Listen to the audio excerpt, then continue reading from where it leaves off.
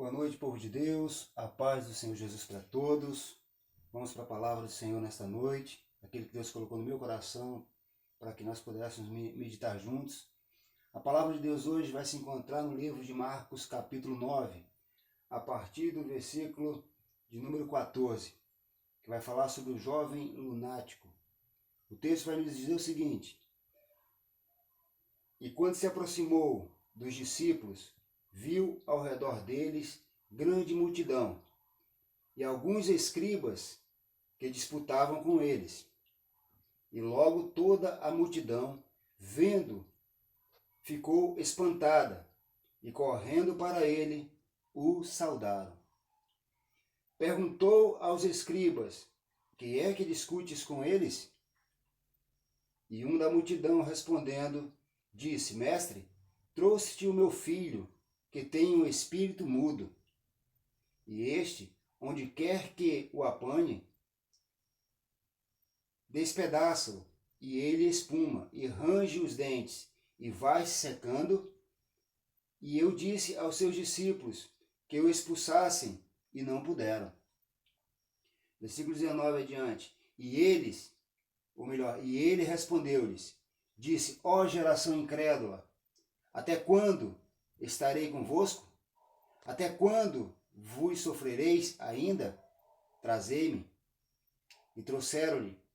E quando ele o viu, logo o espírito o agitou com violência. E caindo o endemoniado por terra, revolvia-se espumando. E perguntou ao pai dele: Quanto tempo há que lhe sucede isto? E ele disse-lhe: Desde a infância. E muitas vezes o tem lançado no fogo e na água, para o destruir. Mas se tu podes fazer alguma coisa, tem compaixão de nós e ajuda-nos. E Jesus disse-lhe: Se tu podes crer, tudo é possível ao que crer. E logo o pai do menino, clamando com lágrimas, disse: Eu creio, Senhor, ajuda a minha incredulidade. E Jesus, vendo que a multidão concorria, repreendeu o espírito imundo, dizendo-lhe: Espírito mudo e surdo, eu te ordeno, sai dele e não entres mais nele. E ele, clamando e agitando com violência, saiu, e ficou o menino como morto, de tal maneira que muitos diziam que estava morto. Mas Jesus, tomando-o pela mão, o ergueu, e ele se levantou. E quando entrou em casa, os seus discípulos lhes perguntaram à parte: Por que o não podemos nós expulsar? E disse-lhes: Esta casta de demônios não pode sair com coisa alguma, a não ser com oração e jejum. Louvado seja o nome do Senhor.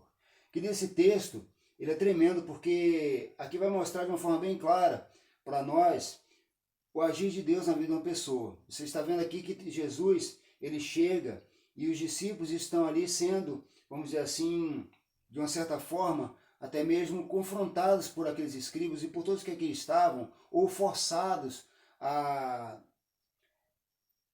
colocar em prática a fé. Porque se você olhar o texto, os discípulos eles sempre andaram com Jesus, desde quando Jesus fez o chamado para eles, e chegando aqui nesse ponto, Jesus não estava com eles. Mas um homem estava ali tinha levado até eles um filho. E esse filho, ele precisava de uma libertação. E os discípulos, orando, tentando expulsar aquele demônio daquele jovem, não conseguiram. E ali muitos começaram a conversar, começaram a indagar um ao outro, e a dúvida bateu entre eles, porque eles deveriam ter essa autoridade de expulsar demônios. Porém, o texto vai dizer que Jesus ele chega e vê, como o próprio texto vai dizer, que assim que Jesus chega, todos ficaram espantados e correram até Jesus. Foram ao encontro do mestre. E quando chegou ao encontro do mestre, se encontraram com o mestre, Jesus faz a pergunta: o que vocês estão discutindo com eles? Jesus pergunta isso para os escribas, Jesus pergunta isso para os discípulos, para todos aqueles que ali estavam: o que vocês estão discutindo com eles? E a Bíblia diz, querido, que Jesus aliás, que eles vão falar, que sai do meio da multidão um dos homens e vai falar, olha, mestre, eu trouxe o meu filho que tem um espírito surdo e mudo, tem um espírito demoníaco que tem, muitas vezes pego ele e lançado ele ao fogo, lançado ele na água, tentado matar ele. E eu pedi para os seus discípulos expulsar esse demônio da vida do meu filho e eles não conseguiram.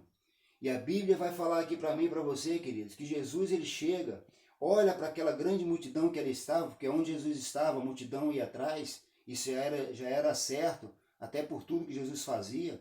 Então, queridos, ele chamava a atenção realmente onde ele chegava.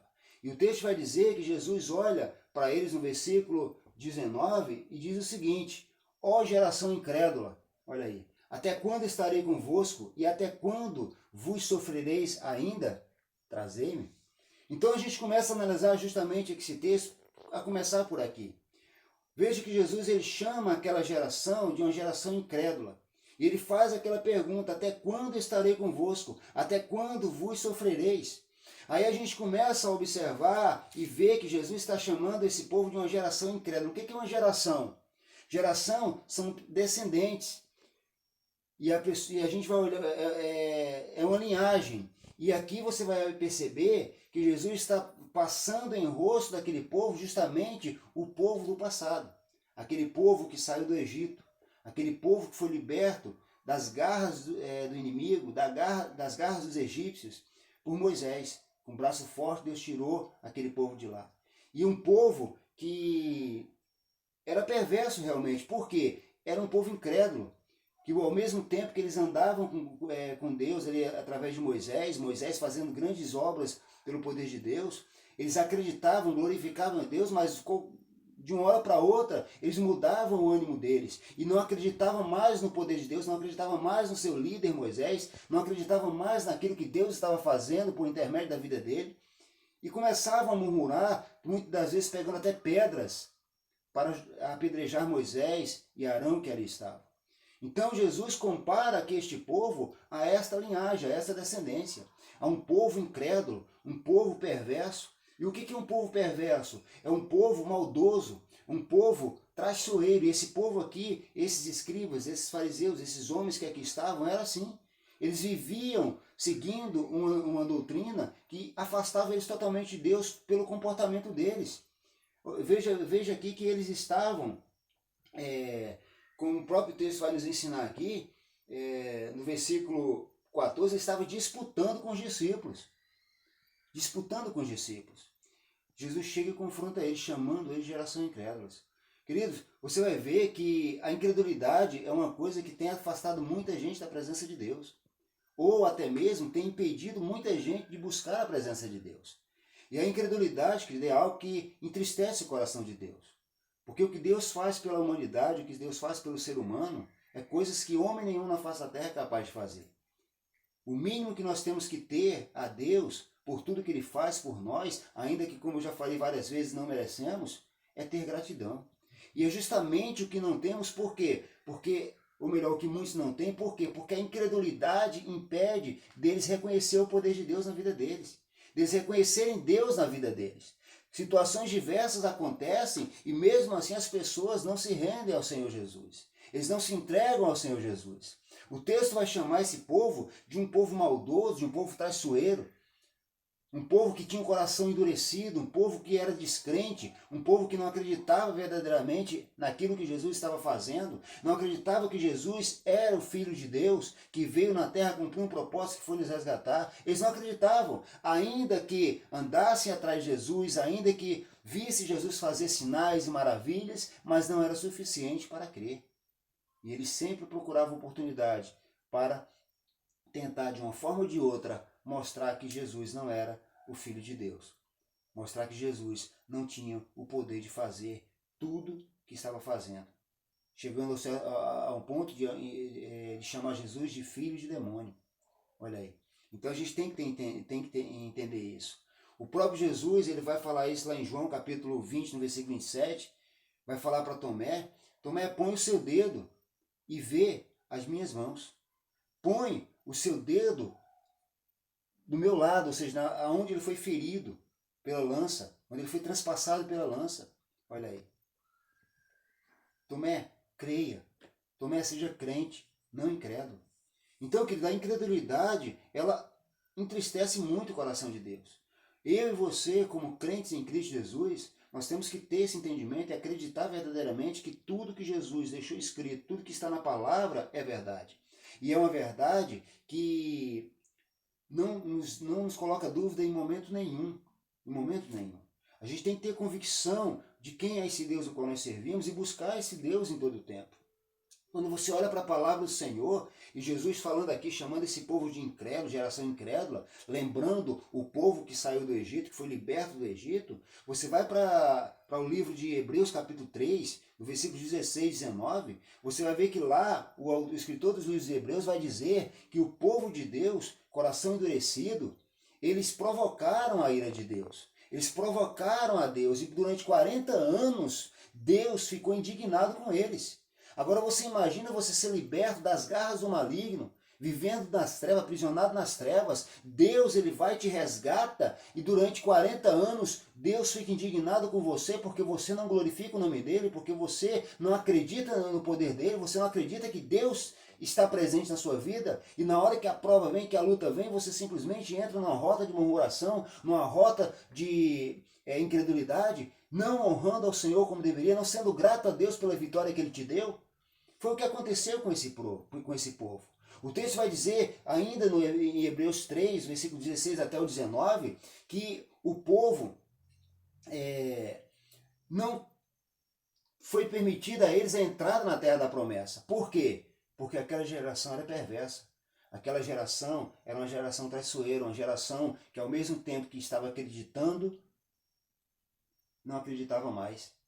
Ao mesmo tempo que estava sendo alimentado por Deus, estava desejando voltar para o Egito e comer cebola.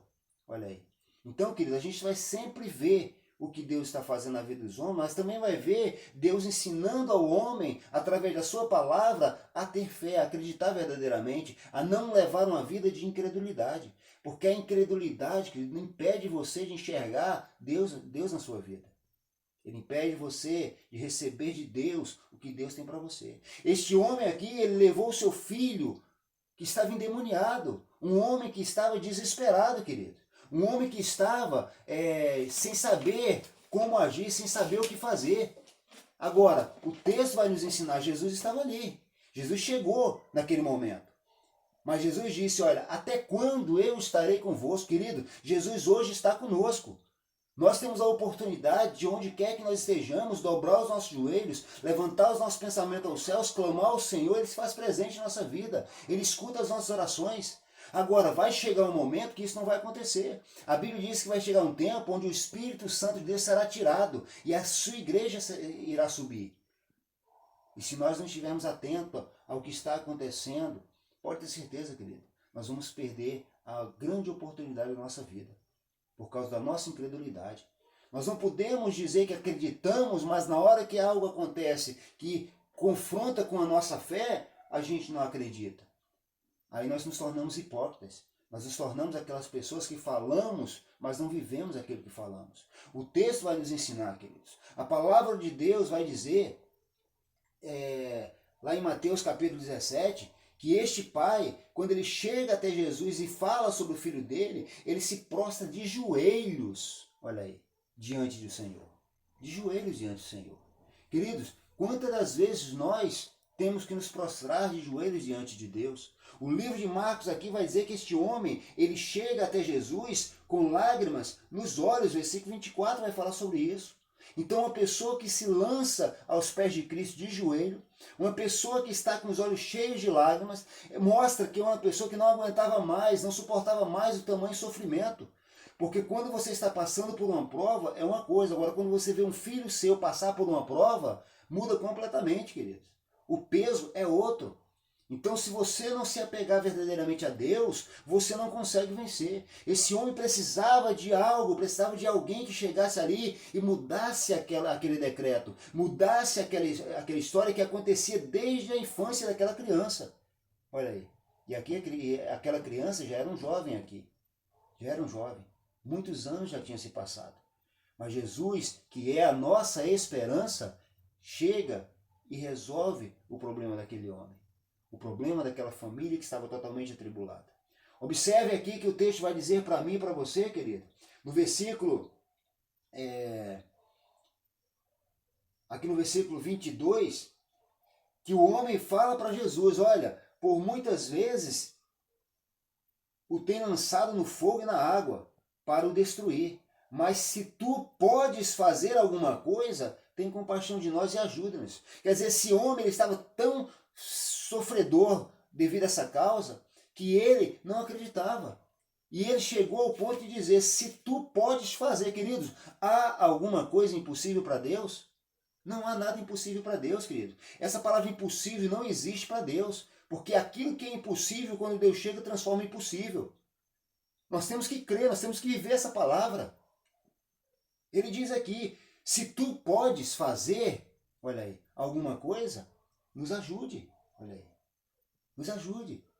E qual é a resposta de Jesus? Jesus responde para ele, praticamente falando a mesma coisa para ele, ou fazendo a mesma pergunta, mudando só a parte final. Porque ele começa dizendo aqui, olha só, se tu podes fazer.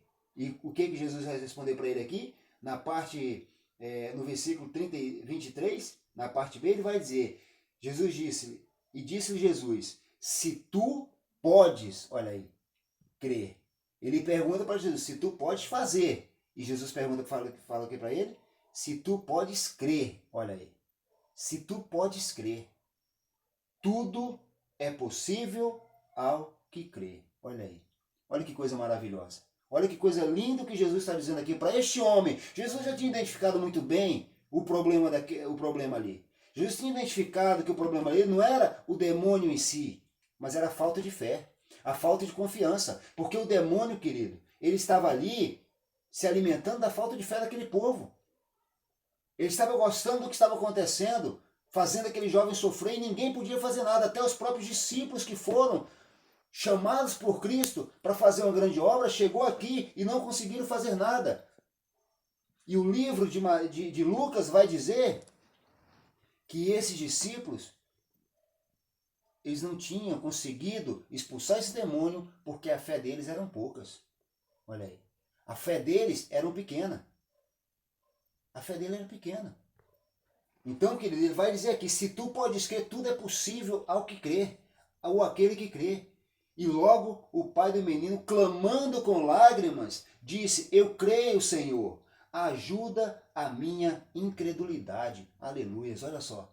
Esse pai, ele olha para Jesus e disse, o texto está dizendo com os olhos cheios de lágrimas, eu creio, Senhor. Mas esse eu creio, Senhor, estava bem claro que ele não acreditava plenamente.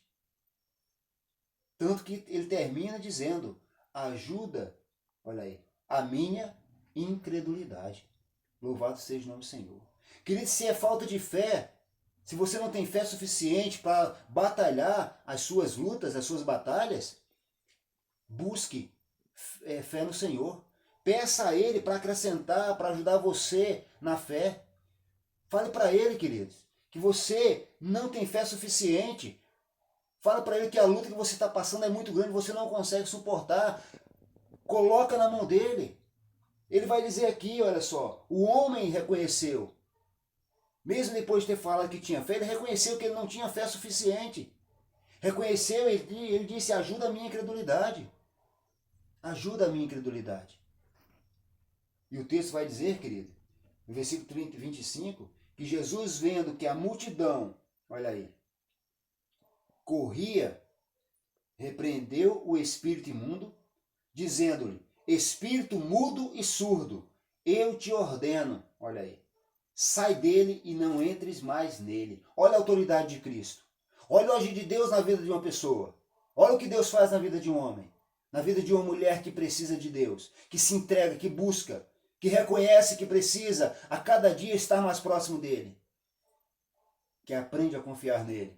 Olha o texto que ele vai dizer, no versículo 26, e ele clamando e agitando com violência, saiu e ficou o menino como morto, de tal maneira que muitos diziam que estava morto. Olha aí.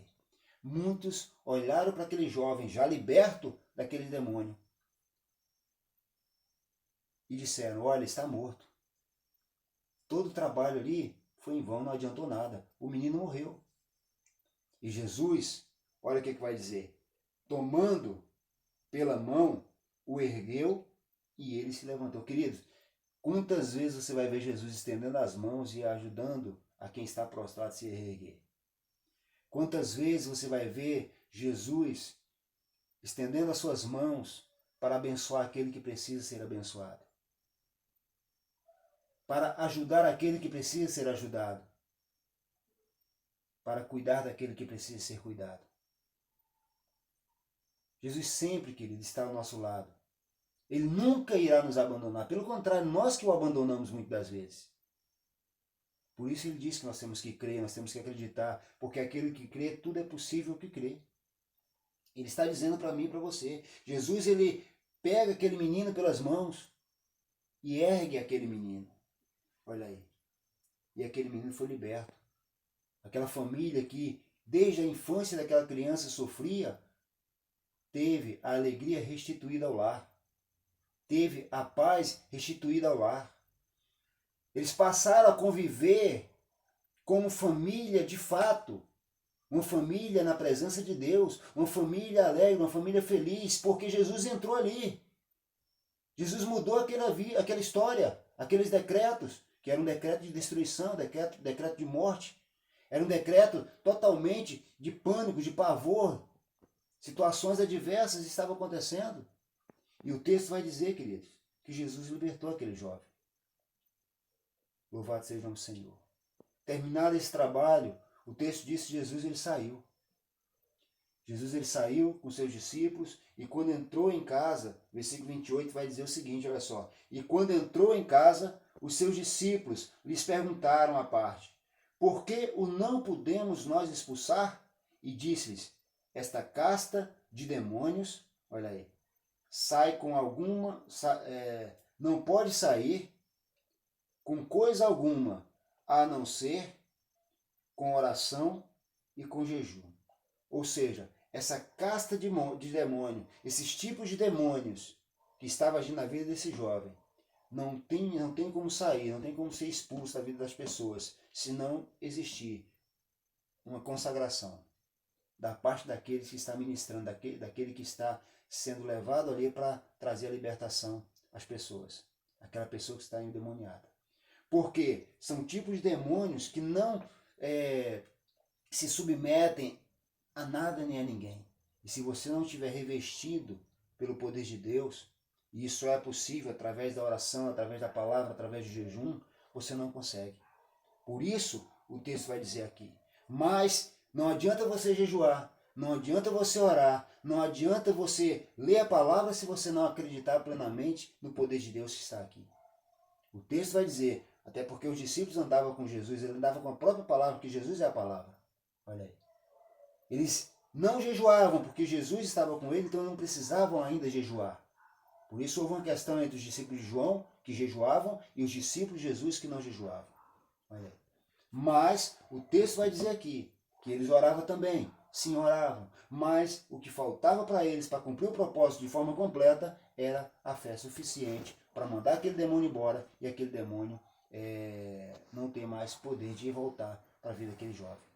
Queridos, nós temos que olhar para essa palavra. A Bíblia vai dizer no livro de 2 Coríntios, capítulo 10, no versículo 4, que as armas da nossa milícia não são carnais, e sim poderosas em Deus para destruir fortalezas. Olha aí. Armas da nossa milícia. Então, tudo se discerne de forma espiritual, querido. Nada é por acaso, nada que acontece em nossa vida é coisa comum, coisa do acaso. Não existe essa história de coincidências, existe projeto, planos de Deus. Nada disso é por acaso. Tudo tem um porquê. E às vezes você está sendo terrivelmente atacado por setas demoníacas e você não sabe por que está acontecendo aquilo, e a Bíblia está dizendo aqui como você vai vencer isso, usando o poder e a autoridade dessas armas espirituais: jejum, oração, palavra e fé. Olha aí. Isso é a forma que nós temos que vencer. O livro de Efésios, no capítulo 6, versículo 12, vai falar sobre isso. Ele vai dizer que nós não temos que lutar contra a carne nem contra sangue, mas sim contra os principados, contra as potestades, olha aí, contra os príncipes das trevas deste século.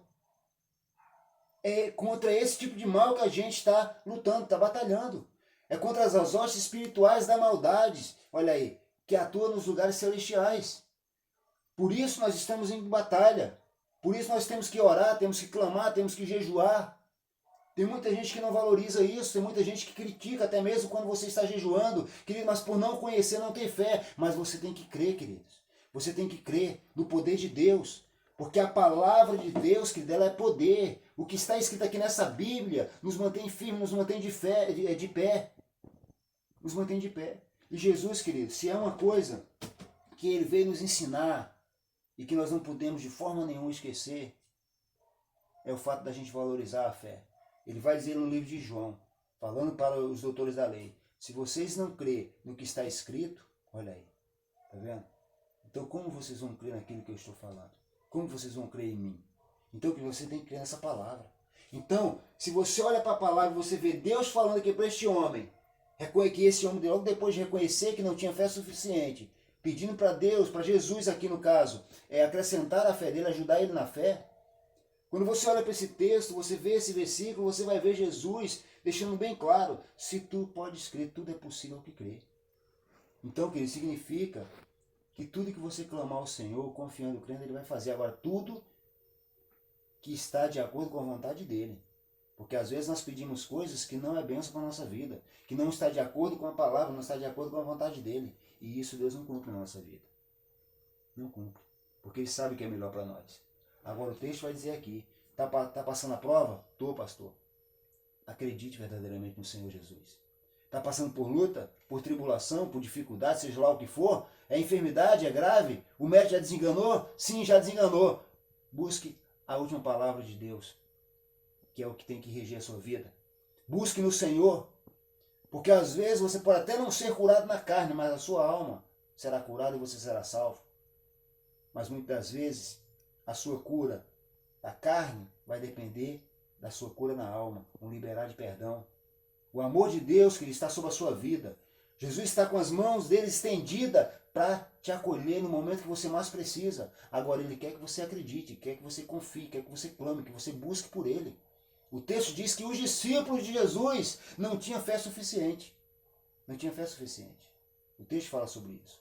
Mas nós sabemos, queridos, que tudo na palavra de Deus nos leva a ter uma fé firme na rocha. Amém? Que essa palavra fique no seu coração e que Deus abençoe a sua vida, abençoe a sua casa, abençoe a sua família. Curva os seus olhos, sua cabeça, feche seus olhos e vamos orar. Pai, no nome de Jesus, Deus amado e soberano, abençoa, Pai querido, estes teus filhos, ou Pai querido, que estão ouvindo essa palavra nesta noite. Que o Senhor venha abençoá-los poderosamente, tomando em tuas mãos cada causa, cada necessidade, e que o teu poder, Deus, seja manifesto. Sabemos que a luta não é contra a carne nem contra sangue, e sim contra espíritos e potestades das trevas. Pai, em nome de Jesus, que nós possamos, ó Pai, tomar posse de tudo aquilo que vem do Senhor, para que juntos, ó Deus, nós possamos glorificar o teu nome. Que o Senhor venha, Pai querido, acrescentar a fé àquele que não tem. E aqueles que têm fé suficiente, que o Senhor venha permanecê-los com a fé, que realmente é inabalável, como a tua palavra nos ensina.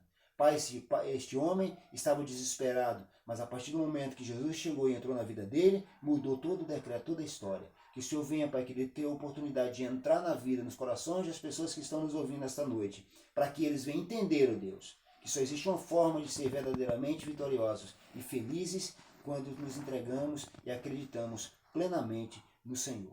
É esta oração que eu faço, meu Pai, e te peço, Senhor amado, guarda os teus filhos, abençoa eles, em nome de Jesus. Amém e graças a Deus. Que Deus abençoe a todos em nome de Jesus e até a próxima.